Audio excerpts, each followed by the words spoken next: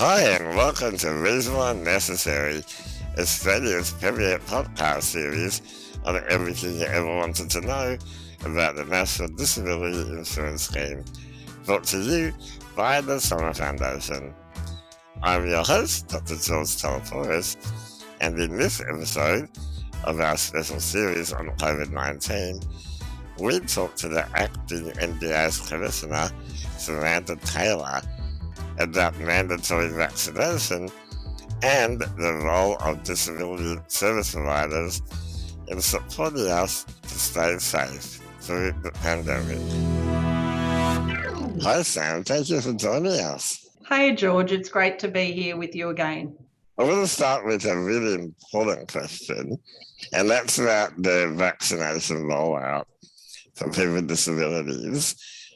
How are you feeling about how we've done, considering that NDIS participants are still falling behind compared to the general population? Oh, George, look, that is a really good question and a really controversial one. I don't want to. The Royal Commission's already given its view about how we've gone with the vaccination program for people with disability, and of course, they've heard directly from people with disability about their feelings about how that's gone, and so I'm not going to add to that. I think we should be in a much better position than we are now. I think that people with disability have once again,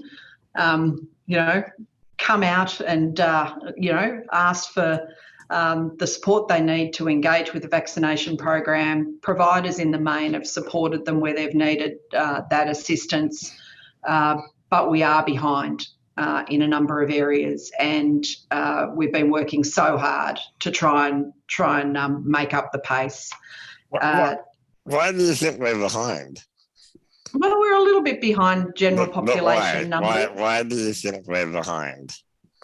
I think we're behind because I think the places that have been set up for people to access the vaccination, the general accessibility of those places are not always what's going to suit people with disability. I reflect on my own experience of living in Sydney and going out and trying to make a booking myself to go and have a vaccination. It was hard enough for me to do that, and then going to a really big area that had thousands of people all lining up and waiting to be vaccinated for a really long time. Well, those two things, the booking system and the need to wait in such a big crowd, that's not going to work for every person. People are going to be nervous. They're going to need help. They might just be really hesitant about going out into the community with that number of people in the middle of a pandemic, for goodness sake, where they feel vulnerable. So I just don't think that the things that have been set up for the general population in vaccination has necessarily been designed in a way that's going to meet the needs of people with disability. I think there's been some inroads into that, but there's more to be done.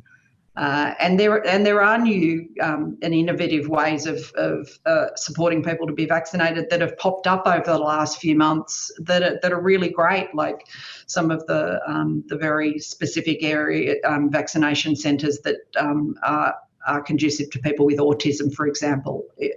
That's fantastic.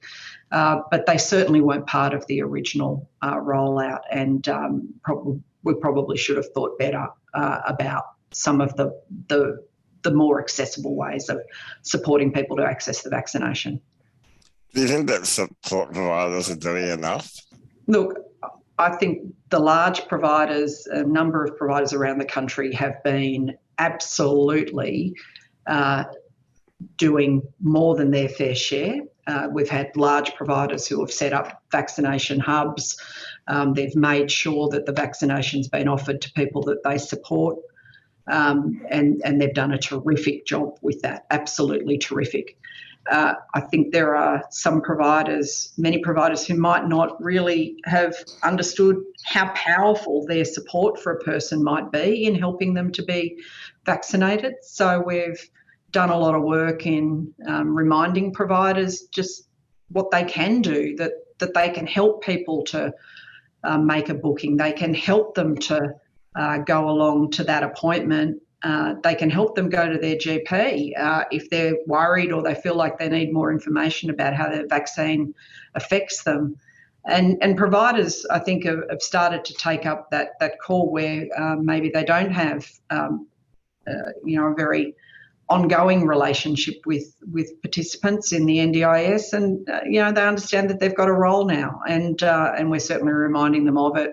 They can do more. There's no doubt. They're trusted people in people's lives, and they should be providing them with support when they ask for it and need it. Yes, absolutely. I want to talk to you about the vaccination of support workers. Obviously, we need those numbers to be very high, especially when the numbers of NDIS participants are low. How are you feeling about the mandatory vaccination? And are you concerned about how that's going to work? I am very pleased that National Cabinet said some months ago that they thought that mandatory vaccination for support workers would be necessary, and the Commission's been doing a lot of work with health and with states and territories to help them set the parameters for mandating vaccinations for workers working with people with disability, particularly workers that are working really closely and intimately with people. And, I think it's really necessary. I mean, people are getting support. They expect when they're receiving that support to not be exposed to things that are going to harm them. And if a support worker being vaccinated on top of good quality infection control, well done infection control, gives an added layer of protection for a person who relies on that worker for their support, I think that is a good thing. And if the health advice is that creates that added layer of protection and safety for a person with disability, then I welcome those health orders, and we will certainly be looking to monitor providers' compliance with them. It's really important. If the health advice is that this will make a difference to people's safety, then absolutely mandatory vaccination should be something that we welcome. How do you monitor compliance? Well, we'll be asking providers because, of course, at the end of the day, it's the employer's obligation to make sure that the people that they employ and send out into the world to provide supports actually have been vaccinated. So we'll be asking providers to give us access to their records to help us be assured that they are actually vaccinating, that their workers are in fact vaccinated and they've got records of those vaccinations. Of course, we won't ask for private information. We'll ask for evidence that they're maintaining those records, and it'll be included as part of their cyclical audits about how they're maintaining those records and are making sure that they're assuring themselves that the people who work for them and are delivering the support, the kinds of supports that are covered by a mandatory requirement to be vaccinated, are in fact vaccinated. It's absolutely their obligation. Right. Let's think now about people with disabilities who want, to make sure that their workers are vaccinated, and some people might be self-managing or directly employing. Are you allowed to ask your worker if they've been vaccinated? Yeah, of course. I mean, if you're employing someone and you want to be sure that they've been vaccinated, then you should be asking them for proof. I do, George. Whenever anyone comes into my home, I want to know. I want them to show me proof of vaccination. It's my right as a citizen. It's the right of people with disability as citizens to ask people that they're relying on, people coming into their own homes, to show them that they have that vaccination, if that's what you want and if that's what you're telling people that they're signing up for when they're delivering supports to you. If they refuse, they can refuse to provide that, and you might then make a decision that they're not going to be supporting you anymore if they won't give you that evidence. Yeah, I think it's important that people know that they can ask for that information, and also that they are able to have that conversation. I mean, I had to have that conversation a few weeks ago. It was actually after months and months and months of asking someone to get vaccinated, and it got to the point where I said, I can't have you on my team anymore until you do, and that's been really hard. It's not easy to have those conversations. It's not. I agree. It's not an easy conversation, and because some people have really incredibly strong views about not being vaccinated for whatever reason, and they have a right to those views, and they have, of course, a right not to be vaccinated. But where it's your decision, and you want to make sure that people who are coming into your house and providing you with support, and you want them to be vaccinated, that is your right, and people need to weigh up what is more important to them in that situation. Is it more important for them to not be vaccinated, or is it more important for them to continue to work with you, if that's the choice, the decision to be made? That's good advice. Are you concerned at all about the impact that mandatory vaccination is going to have on the availability of support workers?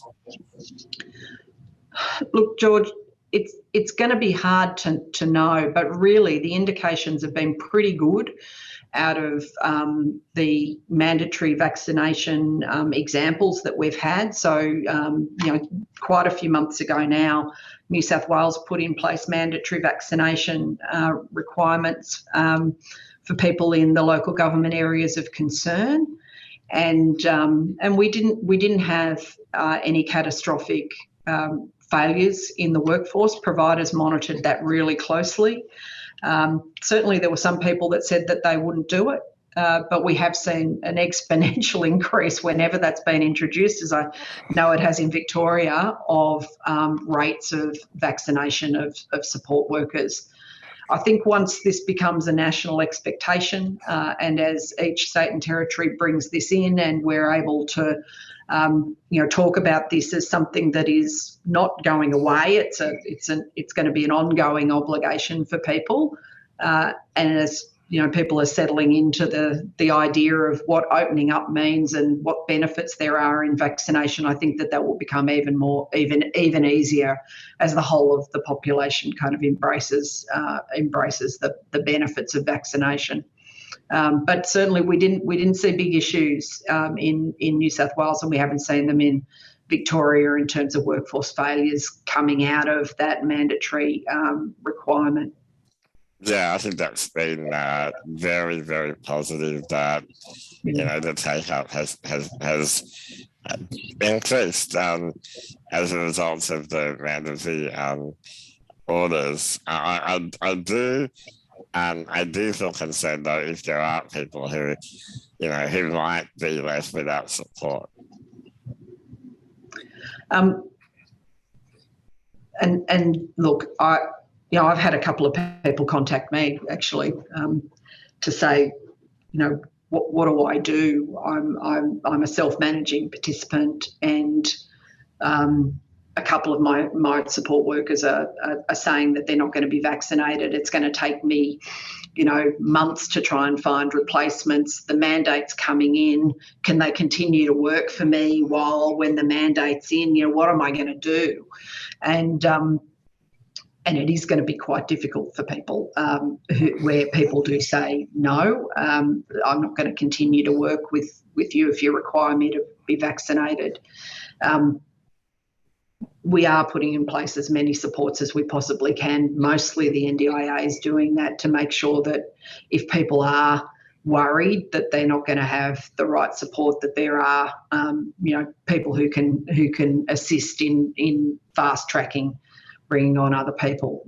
That is going to be a particular issue though for people who are self-managed, where as you described yourself, support workers are deciding that they can't continue, and you've got a mandate date looming, and you've got to try and find someone else to cover those shifts. That is going to be tricky. There's no doubt about it. There are all the public health orders though do give exemption provisions for those dates, and where you are self-managing, I have no doubt that there would be opportunities to seek exemptions for short periods of time to maintain workers if you weren't able to replace them. I couldn't guarantee that, but I do know they've all got exemption provisions, which are about trying to be as flexible as possible for people. We've been working really closely with providers with the NDIA as well, we're monitoring that take-up rate of vaccination, and where providers are looking like there might be some issues, working with them around making sure those shifts are filled so people aren't left without support. I think that's very important. You've been in the thick of it through the last 18 months, particularly now that you've stepped into the role as the acting NDIS commissioner, and obviously before then as the registrar. What lessons have you learned from the last 18 months? Can you share with us some of your words of oh my wisdom goodness about what you've learned? And I'm interested because the pandemic has been something that we all didn't really expect, and we've all been trying our best to navigate our way through. But you've sort of had a helicopter view of what's been going on. What have you learned, and what can we do better? I'm going to start with something a little bit controversial, but I know you don't mind a bit of controversy, George. I love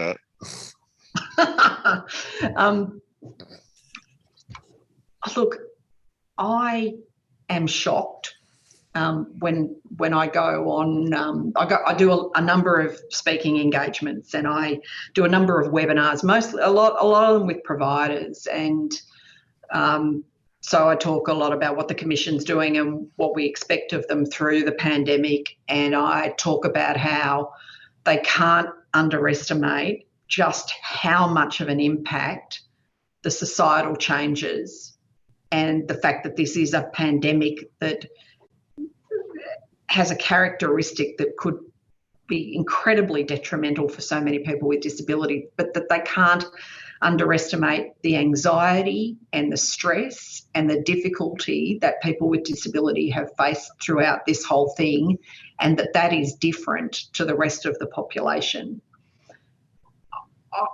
I continue to be shocked by the questions I get in those forums, and disappointed that I have to constantly say, but it's a person's right to make a decision about their support.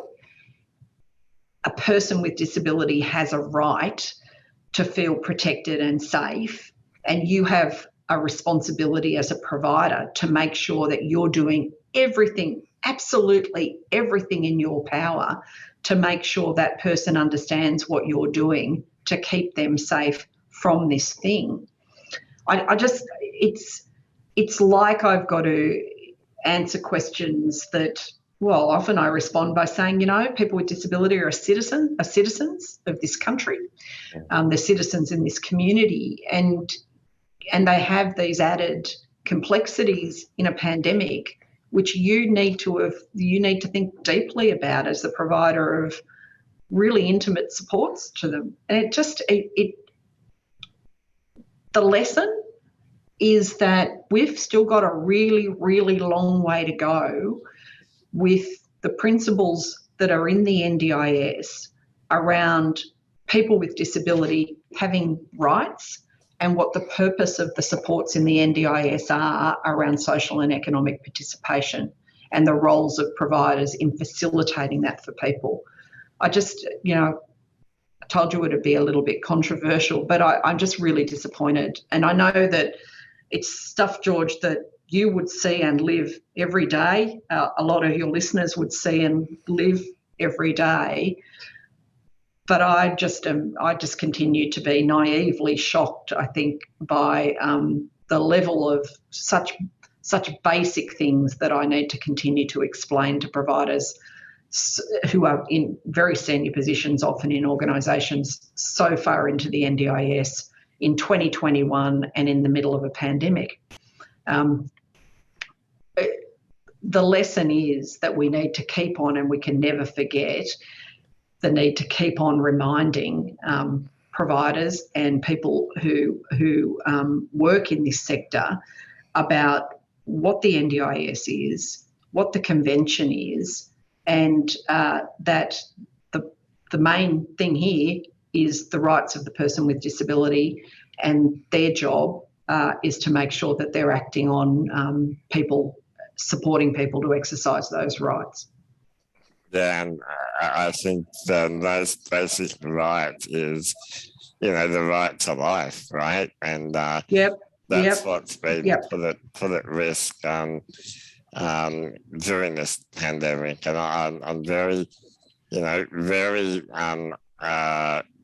pleased that, you're out there telling providers that they need to do better and that they need, and you acknowledge that they've done some good work, and absolutely some of them have, but those who are not quite there yet, yeah, they absolutely need to step up. Yep. Look, I think, I could talk forever about lessons. I think we all kind of started in this thing thinking that it was going to be a much shorter event than it was. I think intellectually, people didn't really grasp what the effect of a 100-year pandemic event was. It's hard to imagine how much your life would change. I guess I think one of the big lessons and actually one of the big opportunities that's come out of this is such a strong connection between the health system and the disability system, and really breaking down a lot of the barriers that we've all, when you've worked and lived in the disability sector for so long. There's been so many barriers over so many years to, well, that's a disability issue and that's a health issue and they'll never meet. But I think through this, we've really made some inroads, and the national roadmap on health for people with intellectual disability is a great example of what can flourish when you get that acknowledgement that about the importance of health systems responding well to the needs of people with disability. And I think we've had some real inroads in recognition in the health system around the very particular needs of people with disability through this event. And George, I have to say, in no small part down to you and your colleagues in really pushing health to be responsive to the needs of people with disability and to recognise the very particular needs. I think you and your colleagues have done a spectacular job in making the deficiencies in the health system really, really clear, and the urgency in resolving those through the pandemic. I often say that people, the most terrifying aspect of the pandemic is that it has meant that people have had to think about, what happens to me if I'm in hospital, and I can't have support workers who know what I need day to day. It takes months for people to learn how to support me, and I really think that the health system and the NDIS, you're right, have started a really important conversation, but boy, do we have a long way to go with respect to that. Oh, yes, we do, but it's the conversation's happening. Yes. I mean, would you have ever thought that you would be in fortnightly meetings with the Department of Health talking about the needs of people with disability, even 3 years ago? I mean, it just wouldn't have happened. So, I think that it's done a lot to raise that understanding, but a long way to go. Got to get into those hospital doors and create the change inside. We saw Samantha Taylor, acting NDIS Commissioner. Thank you for joining me. Thank you, George. It's always a pleasure. And keep on doing what you're doing. It makes a huge difference. Thank you. You too. Bye. Bye. That's all we have time for on today's episode of Reasonable and Necessary, brought to you by the Summer Foundation. To be notified of future episodes, don't forget to hit the subscribe button and the notification bell. Thanks for watching, and until next time, stay well and reasonable.